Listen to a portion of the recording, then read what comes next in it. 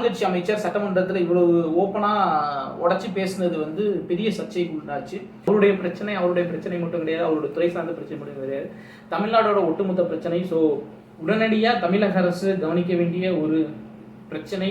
வணக்கம், பேரன்புடன் உங்கள் விஜயன். ஓரம் கட்டப்படுகிறாரா பிடி பழனிவேல் ராஜன் அவர்கள்? அதை பற்றி தான் இந்த வீடியோவில் பார்க்க போகிறோம். பிடி பழனிவேல் ராஜன் அவர் தமிழகத்தின் தகவல் தொழில்நுட்பத்துறை அமைச்சராக இருக்காரு. சமீபத்தில் சட்டமன்றத்தில் அவருடைய துறைக்கான மானிய கோரிக்கை வரும்போது எம்எல்ஏக்கள்லாம் சில கோரிக்கையை வைக்கிறாங்க, எங்கள் தொகுதிக்கு அது வேணும் இது வேணும்னு. அதுக்கு பதில் சொல்லும் போது இவர் என்ன சொல்றாரு, அது நீங்கள் சொல்றதெல்லாம் கரெக்டு தான், நியாயமான கோரிக்கை தான், ஆனால் அதை செய்யறதுக்கான நிதியோ அதிகாரமோ எனக்கு இல்லை அப்படின்னு ரொம்ப உடச்சி பேசுறாரு. இவ்வளவு ஒரு ஆளுங்கட்சி அமைச்சர் சட்டமன்றத்தில் இவ்வளவு ஓப்பனா உடச்சி பேசுனது வந்து பெரிய சர்ச்சைக்கு உண்டாச்சு. அதுக்கு கிட்டத்தட்ட எதிர்வினை மாதிரி ஒரு 2 நாள் கழிச்சு அவருடைய பழனிவேல் ராஜனோட அப்பா பிடி ராஜன் அவருடைய புத்தக வெளியீட்டு விழாவில் பழனிவேல் ராஜன் அவங்க அம்மா 2 பேரையும் வச்சுட்டு முதல்வர் மு.க. ஸ்டாலின் அவர்கள் வந்து அவரும் உடச்சி பேசுறாரு. ஃபர்ஸ்ட் இவர் புகழ்ந்துட்டு அதுக்கப்புறம் சொல்றாரு, எல்லா இடத்துலையும் நம்மளால எல்லா மாதிரியும் பேசிட முடியாது, அவருடைய பேச்சு மேல எனக்கு மிகுந்த மரியாதை இருக்கு, ஆனாலும் எல்லா இடத்துலையும் உடச்சி பேசுறது வந்து நல்லா இருக்காது, நான் என்ன சொல்றேங்கிறது அவருக்கு புரியும் அப்படின்னு அவர் எதிர்வினையாற்றார். சிக்கல் எங்கே இருந்து ஆரம்பிக்குது அப்படின்னா, பழனிவேல் ராஜன் அவர் எல்லாருக்குமே நல்லாவே தெரியும். 2 கையிலையும் 2 வாட்ச் கட்டியிருப்பார். ஒன்று இந்தியன் டைம் பார்க்கறதுக்கு, ஒன்று உலக டைம் பார்க்கறதுக்கு. மெத்த படித்தவர், பெரிய பதவிகள் இருந்தவர், பெரும் செல்வந்தர், பார்ன் வித் சில்வர் ஸ்பூன், நிறைய படிச்சுட்டு நிறைய வேலை பார்த்துட்டு அமெரிக்காலேயே செட்டில் ஆகி அங்கேயே கல்யாணம் பண்ணிட்டு அந்த நாட்டு பெண்ணையே கல்யாணம் பண்ணிட்டு அங்கேயே இருந்தவரை கிட்டத்தட்ட வலுக்கட்டாயப்படுத்தி கூப்பிட்ட மாதிரி அரசியலுக்கு கூட்டிகிட்டு வந்து அவர் ஜெயிக்க வச்சு அவருக்கு முதல்ல நிதித்துறை கொடுத்து அவரும் 2 பட்ஜெட்லாம் தாக்கல் செஞ்சு அதுக்கப்புறம் அவருடைய இப்போ சமீபத்தில் கூட அவருடைய வீடியோ வந்து கொஞ்சம் வெளியில் வந்து சர்ச்சையாச்சு. அது உண்மை இல்லை, அது ஒரு போலியான வீடியோ, ஆடியோ அப்படின்றது கூட பேச்சு பொருளாக இருந்துச்சு. இதெல்லாம் போயிட்டு இருக்கும்போது அவர் நடுவில் சில பல அரசியல் காரணங்களுக்காக அவரிடமிருந்து நிதித்துறை எடுக்கப்பட்டு திரு தங்கம் தென்னரசு கொடுக்கப்பட்டு அதுக்கப்புறம் தகவல் தொழில்நுட்பத்துறை இவருக்கு வழங்கப்பட்டுச்சு. இப்போ இவருக்கு இருக்கிற பிரச்சனை என்ன, துறை சார்ந்த பிரச்சனை என்ன அப்படிங்கிறத ஃபர்ஸ்ட் பார்ப்போம், அப்புறம் அரசியல் சார்ந்த பிரச்சனை பார்ப்போம். முதல்ல துறை சார்ந்த பிரச்சனை என்ன அப்படின்னா, தமிழகத்தோட இந்த வருஷ பட்ஜெட் வந்து 3,30,000 கோடி.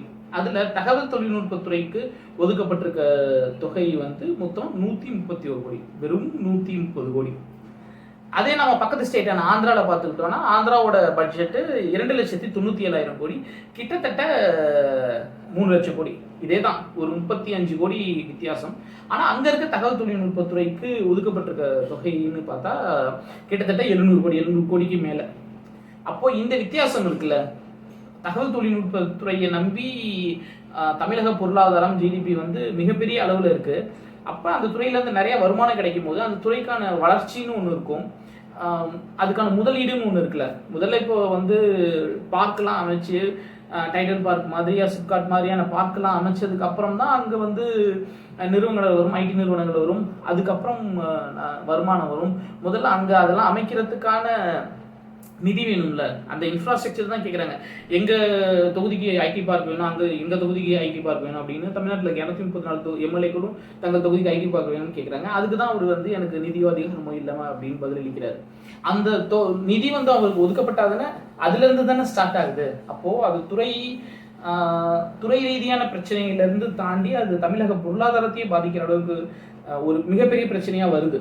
ஸோ அவருக்கு உள்ளே இருந்த அந்த ஒரு கோபம், அந்த ஒரு ஃப்ரஸ்ட்ரேஷன் அதாவது சட்டசபையில் வெளிப்படுத்தியிருக்காரு. அது மிகவும் நியாயமான கோபமும் ஃப்ரஸ்ட்ரேஷனும் கூட. இப்போ தான் அவர் டைரெக்டாக வந்து சொல்கிறாருன்னு சொல்ல முடியாது. ஏன்னா யாருமே வந்து இவ்வளோ ஓப்பனாக வந்து உடச்சி பேசுகிறாங்க அப்படின்னா அதுக்கு முன்னாடி அவங்க எங்கே பேசணுமோ அங்கெல்லாம் பேசி முடிச்சுட்டு எந்த பலனும் இல்லாத போது எல்லாரும் என்னையே வந்து கேட்குறீங்களே, எல்லா தொகுதிக்கும் ஐடி பார்க் வேணும்னு கேட்குறீங்க, அதுக்கு நான் எங்கே காசு போடுவேன், என் சொந்த காசு போட்டால் போக முடியும். கவர்மெண்ட்லேருந்து நிதி வேணும்னா அந்த பட்ஜெட்லேருந்து ஒதுக்கணும். என் துறைக்கு பட்ஜெட்டே ஒதுக்க மாட்டேங்கிறாங்க, காசே இருக்க மாட்டேங்குது, அப்புறம் நான் எப்படி அந்த பார்க்கை உருவாக்கி தர்றது அப்படின்ற ஒரு நியாயமான கோபம், ஃப்ரஸ்ட்ரேஷன்.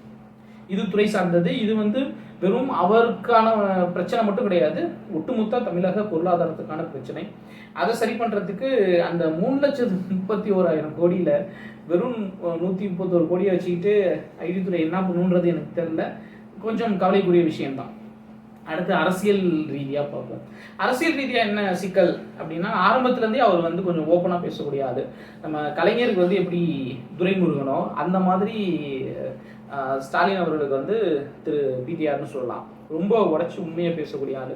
அவர் துரைமுருகன் யாருக்குமே பயப்பட மாட்டார். அவர் அரசியல் ரீதியாக பயங்கர ஸ்ட்ராங்காக இருக்கிறதுனால எல்லாரும் டக்குன்னு போட்டு உடச்சிடுவார். அதே மாதிரி இவர் கொஞ்சம் அறிவு ரீதியாக ரொம்ப ஸ்ட்ராங்காக இருக்கிறதுனால எல்லா விஷயங்களும் தெரியணுங்கிறதுனால இவரும் அப்படியே பேசி பழகிட்டாரு. அதனால அந்த அந்த துணியில் அப்படியே பேசிக்கிட்டு இருக்கிறாரு. அரசியல் பின்னாடி நிறைய போயிட்டு இருக்கிறதுனால தான் அவர்கிட்ட இருந்த நிதித்துறை வந்து பறிக்கப்பட்டு தகவல் தொழில்நுட்பத்துறை கொடுக்கப்பட்டதே வந்து நிர்வாக ரீதியாக காரணங்களுக்காக கிடையாது, அரசியல் ரீதி காரணங்களுக்காக தான். அந்த அரசியல் காரணங்கள் அதுவே அவர் பெரிய பின்னடைவாக அவர் பார்த்தாரு. பட் அவருக்கு இருக்கிற ஒரு மெச்சூரிட்டிக்கு சரி இப்போ வர்றதை செய்வோம், நம்ம எப்படி இருந்தாலும் இது நமக்கு ரிலேட்டான ஒரு துறை தானேன்னு பண்ணிட்டு இருக்காரு.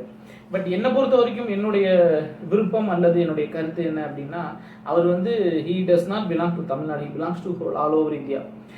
தேசிய அரசியலுக்கான ஒரு தலைவர். நம்ம எப்படி வந்து டிஆர் பாலு அவர்கள் அல்லது ராஜா அவங்கெல்லாம் வந்து டெல்லியில் இருந்துட்டு ஒரு நல்ல அரசியல் பண்ணுறாங்களோ, தமிழர்களுக்காக குரல் கொடுக்குறது, அரசியல் எல்லாத்தையும் தாண்டி தமிழுக்காகவும் தமிழ்நாட்டுக்காகவும் குரல் கொடுக்குறாங்களோ, அதே மாதிரி இவரை கொண்டு போய் டெல்லியில் விட்டா இவர் வேற லெவலில் குரல் கொடுப்பாரு. ஏன்னா அவர் ஏற்கனவே குரல் கொடுத்துக்கிட்டு தான் இருக்காரு.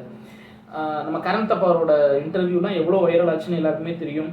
ஆல் இந்தியா லெவலில் எவ்வளோ வைரல் ஆச்சு. அது மற்ற ஸ்டேட்டுக்காரவங்கெல்லாம் எல்லா ஸ்டேட்லேயுமே எல்லாருமே அதை பகிர்ந்துக்கிட்டாங்க. அவர் எப்படி பேசுகிறாரு, அவர் பாயிண்ட்ல எப்படி வைக்கிறாரு, மொத்தமான தேசிய பிரச்சனைகளில் நீட்டாக இருக்கட்டும், மும்மொழி கொள்கையாக இருக்கட்டும், எல்லா பிரச்சனைகளையுமே அவருடைய தமிழ்நாட்டோட ஸ்டாண்டை அவர் எந்த அளவுக்கு எடுத்து உரைக்கிறார் அல்லது எவ்வளோ ஃபோர்ஸாக பேசுகிறார் அப்படிங்கிறது எல்லாருமே தெரியும்.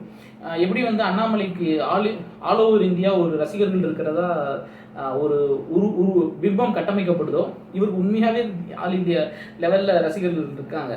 இவர் பேசுனா நம்ம உதாரணத்துக்கு சசி தரூர் சொல்லலாம். அவர் அந்த வெள்ளையார் போய் சொல்ல மாட்டான்ற மாதிரி சசி தரூர் பேசுறது வந்து உண்மையிலே நம்புற கூட்டம் இந்தியா முழுக்க இருக்கு. ஏன்னா அவர் பேசுகிற விதம், அவருடைய இங்கிலீஷ் ஆர்டிகுலேஷன்லேருந்து அவர் பாயிண்ட்ஸ் எடுத்து வைக்கிறது எல்லாமே, அதுக்கப்புறம் அவ்வளவு ஆளுமை மிக்க ஒரு பேச்சாளராக கருத்து சொல்கிறவரை ஆணித்தரமாக பேசுகிறவரை நான் வந்து பிடிஆரை பார்க்குறேன். So he belongs to Delhi. So இந்த வர சட்டமன்ற தேர்தலில் அவரை சின்னதாக இங்கேயே போட்டு அமுக்காமல் ஒரு ராஜ்யசபா எம்பி சீட்டு கொடுத்து கூட அவரை டெல்லிக்கு அனுப்பிச்சார்னா அவர் அந்த வேறு லெவலில் பூந்து விளையாடுவாருங்கிறதுல மட்டும் எந்த சந்தேகமும் கிடையாது. ஸோ அவருடைய இப்போ நான் கடைசியாக சொல்ல வர்றது அவருடைய பிரச்சனை மட்டும் கிடையாது, அவருடைய துறை சார்ந்த பிரச்சனை மட்டும் கிடையாது, தமிழ்நாடோட ஒட்டுமொத்த பிரச்சனை. ஸோ உடனடியாக தமிழக அரசு கவனிக்க வேண்டிய ஒரு பிரச்சனை, ஒதுக்க வேண்டிய நிதி தமிழ்நாடு தகவல் தொழில்நுட்பத்துறைக்கு. அதுலேருந்து தான் தமிழ்நாடு, அதை பேஸாக வச்சு தான் தமிழ்நாடு இவ்வளோ பெரிய உயரத்தை அடைஞ்சிருக்கு, அடுத்து அடைய போகுது. தமிழக அரசு அதை கொஞ்சம் கவனத்தில் கொண்டால் நல்லாயிருக்கும். இந்த வீடியோ பிடிச்சி லைக் பண்ணுங்கள், ஷேர் பண்ணுங்கள், கமெண்ட் பண்ணுங்கள், சேனல் சப்ஸ்கிரைப் பண்ணுங்கள். அன்பை பகிர்வோம். நன்றி.